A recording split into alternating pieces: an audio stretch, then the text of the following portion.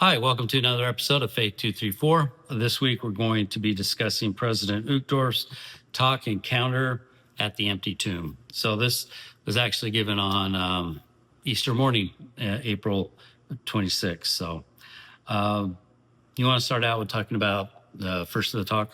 He started his talk talking about how Mary and her friends got up, before dawn to go to the tomb, not because they knew what was going to happen, not because they knew that there was a miracle that had occurred, but they went out of love for Christ.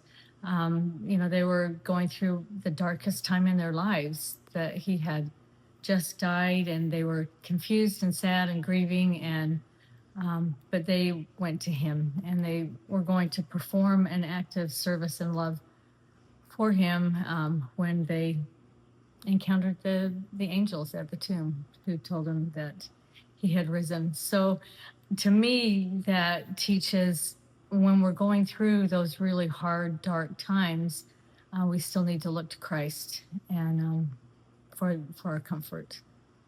Yeah, I thought the analogy of them going to the tomb also represents our testimonies.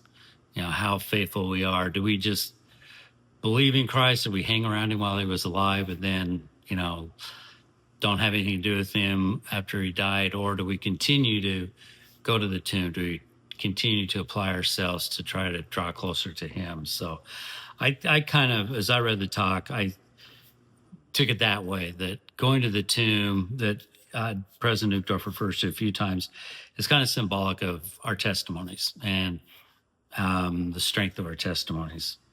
And then after that, he talks about how the message, of course, when we went to the tomb, they found out that he was resurrected, and how that's good to know. But because of that, his atoning sacrifice, we can overcome anything. And that's an important part of the Easter message. So Christ conquered death. Surely you can conquer any danger, confusion, or doubt that we face. So, which sometimes is hard to remember when you're in the midst of that danger, confusion, or doubt, but hopefully doing the little things along the way can help us find that faith to continue to follow Christ.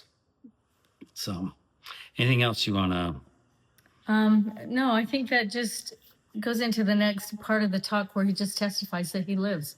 That, many see him as a carpenter from Nazareth or as a traveling preacher, but he is more than a historical figure.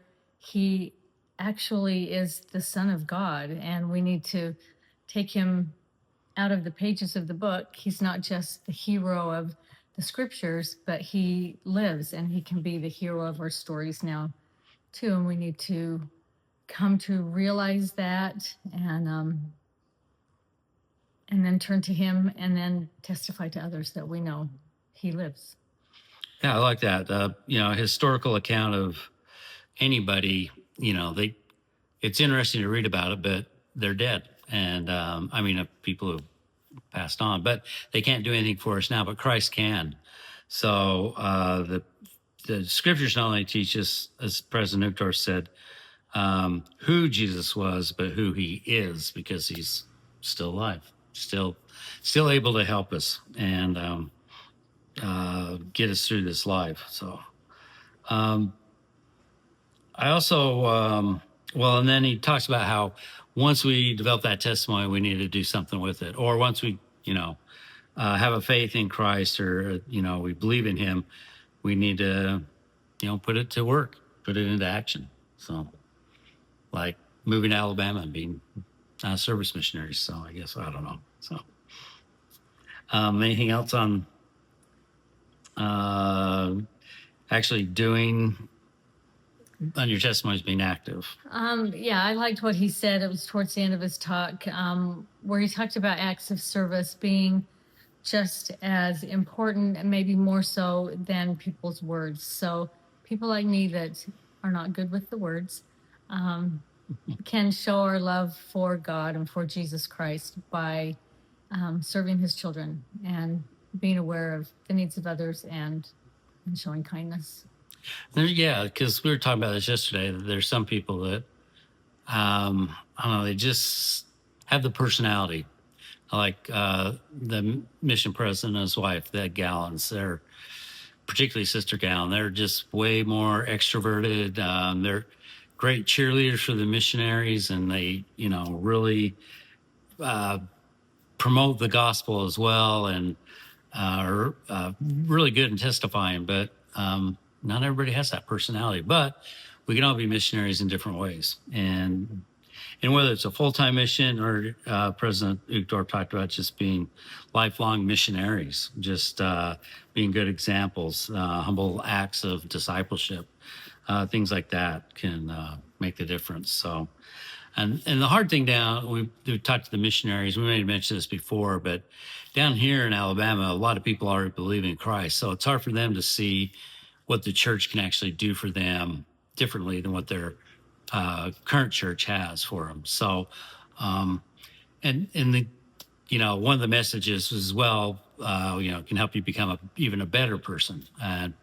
And there's other things, but it's kind of a challenge, but it's also kind of nice to live in an area where you have so many people that believe in Christ, even though they're not of the same religion, but it's kind of nice to see that in the community. So, but hopefully through missionary work, we can help people come to know the full gospel and the plan of salvation and the eternal blessings that come with the restored gospel. So, yeah, and I'm grateful to know. I think this talk just reminded me that there are different ways for everyone to serve, and they are all, your offerings are accepted by God. Anything that you give from your heart to serve and love those around you, those offerings are accepted, and it doesn't have to be the same as everyone else. The last paragraph in the talk, I really loved where he said, let us walk as joyful and constant disciples of Christ. So we need to find joy in the gospel, joy in our lives, and joy in service, and strive to just constantly be and show that we are disciples of Christ. Yeah, I like that. And reminds me of, I was listening to Elder Larry Corbridge's one of his videos, I guess, episode 12. And what's the book called? Stand Forever. Stand Forever. But he talked about the difference between happiness and joy.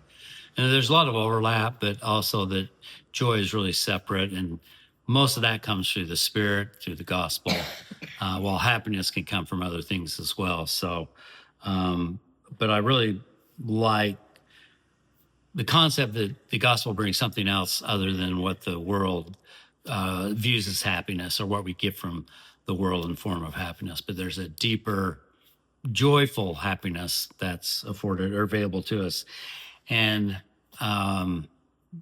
we're promised that through the atonement of Jesus Christ. So, and then, being constant disciples. Kind of like the way he added that term in there, constant, continuous. So, kind of that enduring to the end concept thrown in there. So, but all right. And then the last thing I liked is when he talked about let the daily rising sun remind us that Jesus Christ is the light and leads us through his life. And so just like every day, the sun goes down, so darkness may come into our life, but we just have to hang on, have faith in Christ, and know that, the sun's going to come up the next day. So, or things are going to get better sometime. Maybe not in this life, but definitely eventually they will. So I just like that analogy. Each morning, the rising sun giving us a reminder of the hope that comes through the atonement of Jesus Christ. So, all right, anything else to add? Nope. One thought I just had in general is, when people, I even saw a clip recently, of a preacher talking to the youth of his congregation about how, Mormons or members of the Church of Jesus Christ of Latter-day Saints aren't Christian. And I think, well, how can anybody, just go listen to a talk like this, that is just Christ-based. It's all about Christ. And I don't know how you could, after that, claim that we're not Christian.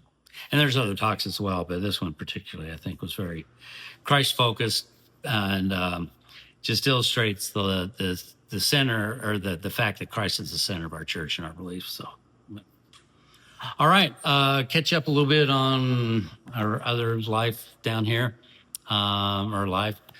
We had a zone conference on Tuesday, which, just for reference, that we don't have much to do with that except just supporting the missionaries by setting out snacks around 10, which is protein bars and water and fruit. Yeah. And then lunch.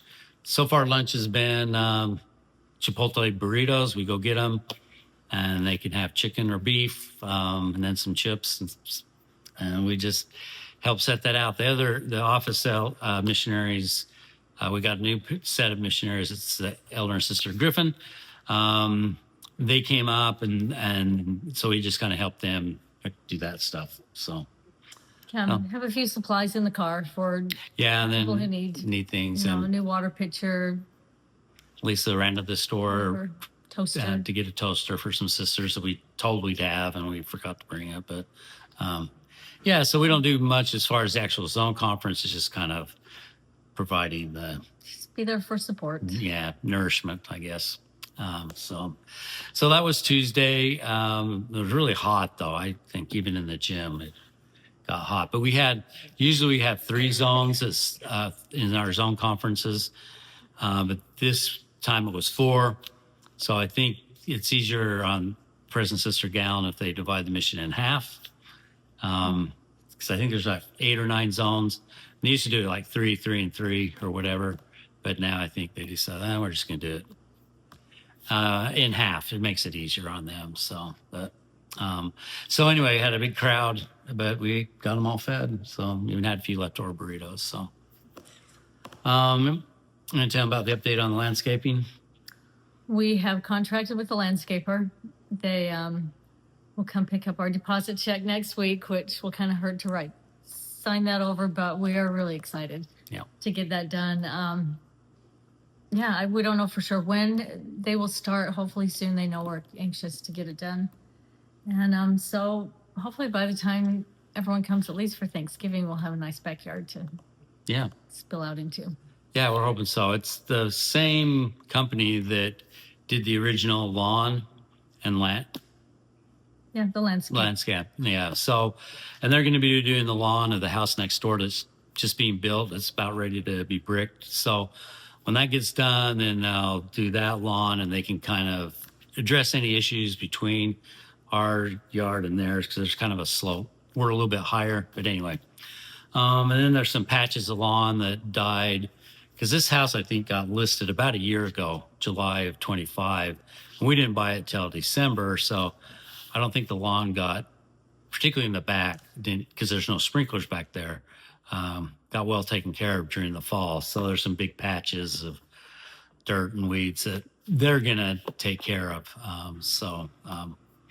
And it's going to cost a little bit more than we thought or hoped, expected. But when we're gone and you'll need to sell this house, it is going to make it a lot easier. Yeah, it'll definitely enhance the curb appeal, I think. So, I just think it needs to be done, and there's no way we could do it. It's just too much and too hard. So very excited to get started on that. So we'll keep you posted on that. So. And then just watching some World Cup soccer. Yep. We actually think we saw Paige and the girls on TV last night at the Royals game in Salt Lake, so that was fun. Yeah. Watched that. Yeah, just hanging out on the inside in the air conditioning for now. Yeah, I mowed the front lawn, but had Jacob come over to mow the back Friday morning about 8. The grass was still a little wet, and it had been 2 weeks since it had been mowed, so it was a little bit long. So after we went around a couple of times, we went out and raised up the deck, so we didn't cut it quite as short, so it made it a little bit easier for him. But he's a very good sport to come over and do it for us. So he is. Yeah. And there's always drinks in the garage for him when he finishes, or anybody. But anybody who wants them. Yeah. So that's about it. Remember to keep the faith and keep the commandments. Love you. Bye.